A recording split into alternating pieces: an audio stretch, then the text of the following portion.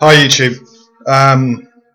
This video I want to talk about my golden child sister and my observations of watching her through the environment that we grew up in.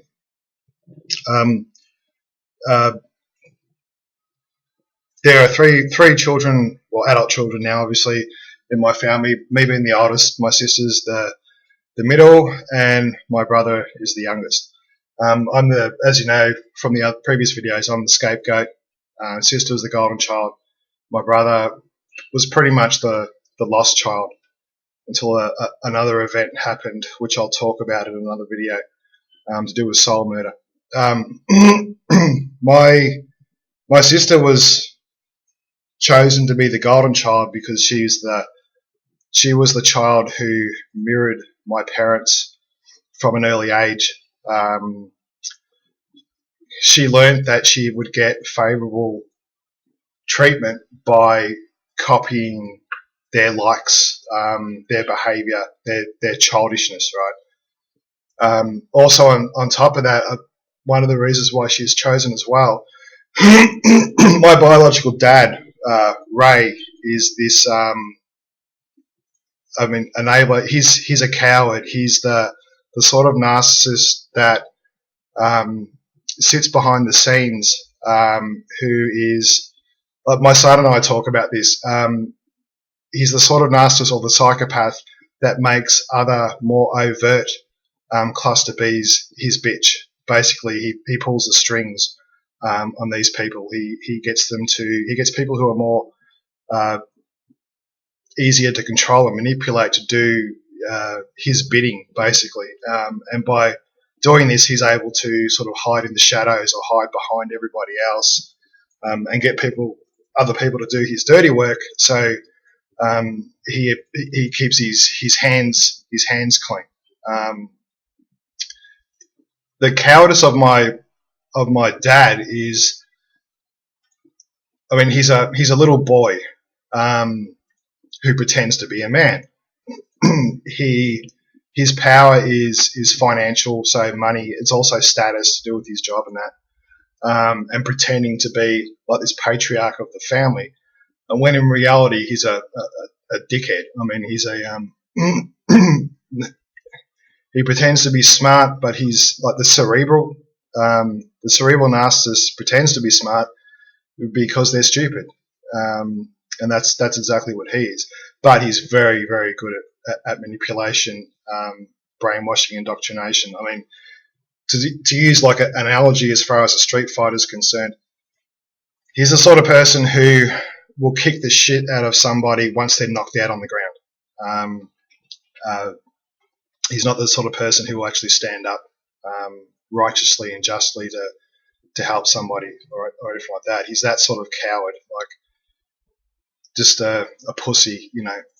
Like I said, a man, a boy pretending to be a man. So when it came to myself, my brother, and my sister, myself and my brother, we showed an intelligence above him, like by the age of 8. And once we did that, he sought to crush us mentally because we started, in his mind, to become a threat. So with my dad, he sees males who are men as threats, you know, because they reflect what he isn't or what he pretends to be. So a large reason why she was chosen to be the golden child, it's sort of a two-part process. One is that she mirrored them, she copied them, she copied their traits, and they rewarded her for it. So for an example, she would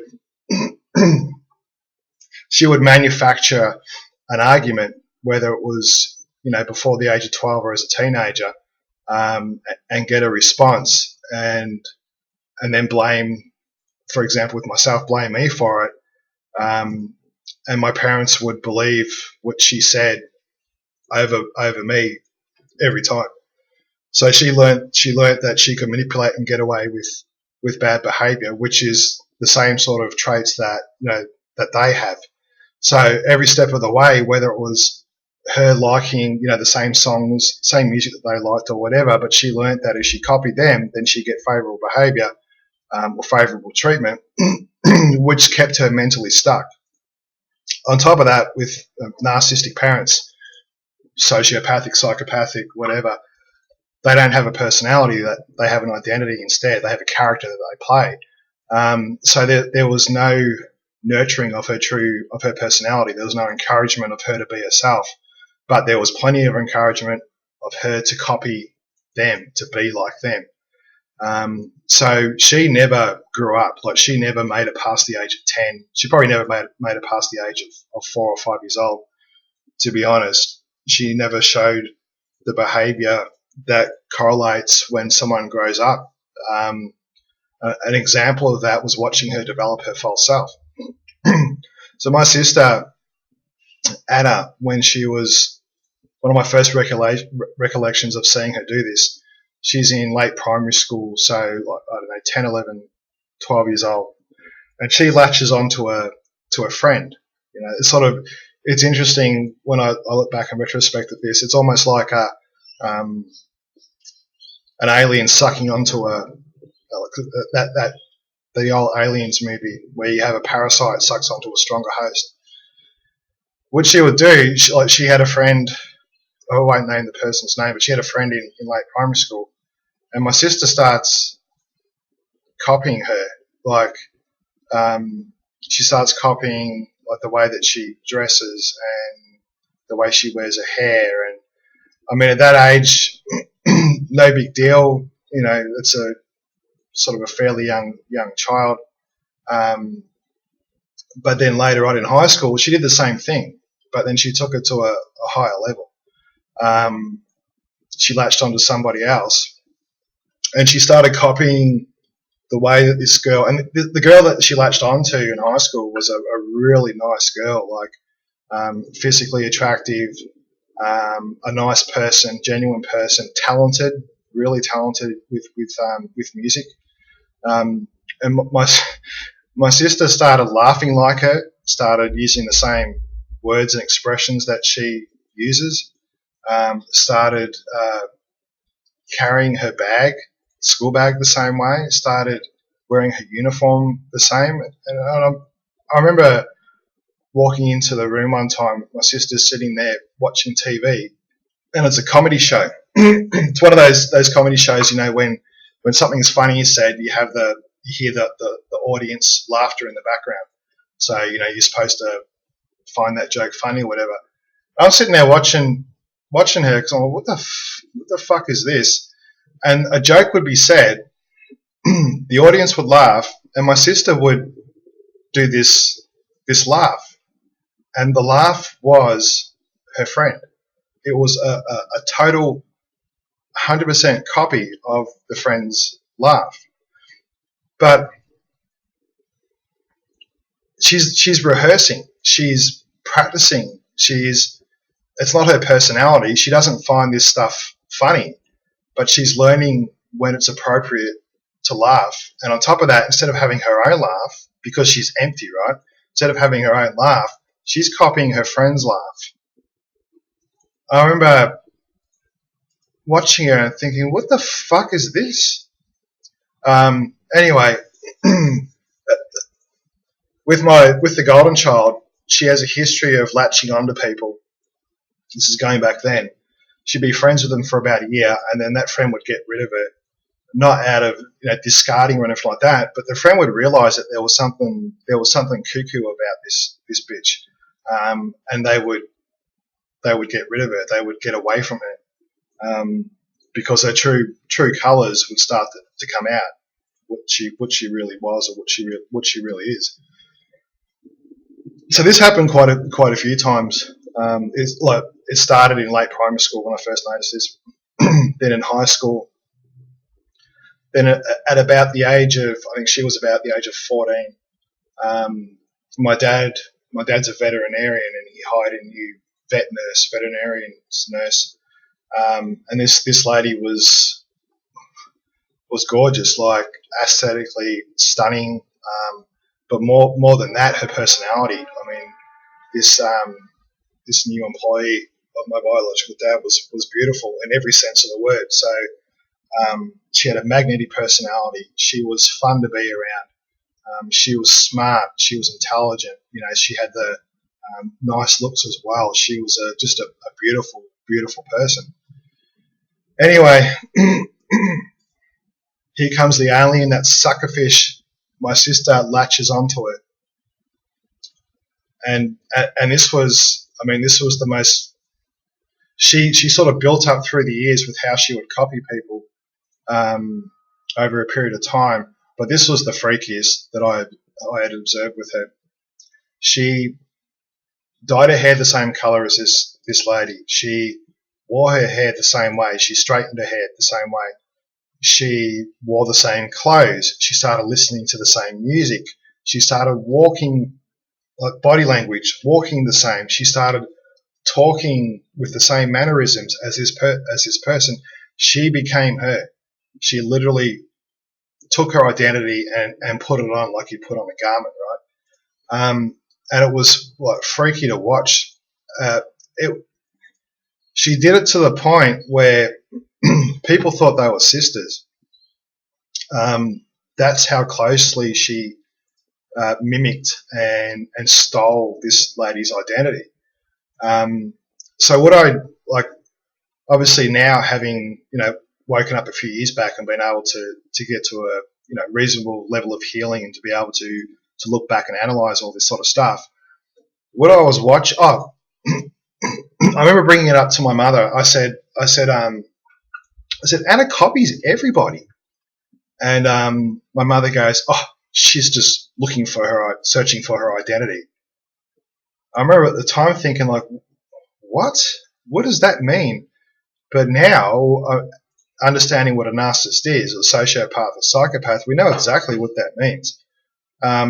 So that behaviour of the golden child sister at that age, at a brain level, shows hippocampal damage. It shows amygdala damage. It shows an arrested, a badly developed frontal cortex. It shows that she has no personality, that she's empty. It shows that by that stage she was pretty much full-blown pathological. And she's gone through abuse as well as myself and my brother, but it was different. Like Sam Vakning and other people talk about how the golden child is put up on a pedestal, and she was, and her pedestal was to copy the parents, was to copy my biological parents, resulting in her brain starting to, along with trauma that goes along with that, the mental abuse, psychological abuse, no emotional psychological connection, that's resulted in her brain configuring, going into fight or flight, into realizing that the outside world is different to her internal makeup, and pathologizing as a result of it. So I legitimately watched her go from being a child to regressing into psychopathy, or that pathology. Now, like I said before, I can actually understand exactly what happened and see. I mean, I can't actually look into her head or anything like that, but I know with what I understand now with ACE studies and brain scans with psychopaths and all the people that I've observed who are pathological, that she's empty. She's a fake. She pretends to be something that she's not. I mean, she's a pathological cluster B. And to the point where she ended up marrying someone exactly like my dad. I mean, exactly like my dad. She's married another pathological. She's married another crazy. She grew up in that environment. She pathologized, and she's following the same MO, or recreated that same environment with her own family. So she's gone on to marry someone the same as my dad, so dangerous, just like she is. And they've had children, and they shouldn't be allowed near children, let alone raising children. So I know what sort of environment they have, because it's the same fucking environment that I grew up in. But the point is that I watched her. I watched her turn. I watched her pathologize. I watched I watched her emptiness, her fakery. It's just interesting to look back on it now and to see it for what it really is. So this video is just sharing this story of watching the golden child of my family. Other survivors, if you have a golden, most likely have a golden child in your family, and that they're a person to, I would actually suggest to cut them out altogether. Because with my experience, like with obviously with my sister, but with other families, pathological families as well, is that the golden child is a mirror of the parents, of the incompetent parents. And by a mirror, I mean same brain function or same lack of brain function. Dangerous people, and they shouldn't be raising kids. They shouldn't be near kids at all. So, but the sad thing, or the frustrating thing for me was after waking up, was realizing all of this, what I had observed and what she is, and knowing that she has children and that her husband is just as fucked up as what she is and what my dad is. So understanding what that environment is, but having no power to do anything about it. Child protection doesn't give a shit. Child protection only cares about, well, as long as the children look like that they're being looked after, so they've got clothes, food, roof over their head, and there's no, obvious signs of abuse, bruises and things like that, then child protection doesn't want to know about it. I mean, how do you explain to people who are supposed to put the children's best interest at heart, how do you explain to them what psychological emotional abuse is when they don't understand it? It's sort of took a little while to get over that, because there's and it's not just with my biological sister. I mean, there's other families I know where children have been abused, are in bad environments, dysfunctional environments, and there's nothing that I can do about it. So, I mean, I can partially do something about it by making videos. It might not be actually helping these kids, but it's going to help somebody, or hopefully help somebody that's been abused. So, just my thoughts, a little bit of rambling in this video, totally off the cuff, but that's my observation with the golden child sister in my family. She was encouraged to stay as a child. She was encouraged to mirror my parents, and she did, along with trauma that goes along with these sort of parents, and the psychological, emotional and mental abuse that these parents do to their kids. And she never grew up. She's that 4-year-old child, or that 2-year-old terrible two child.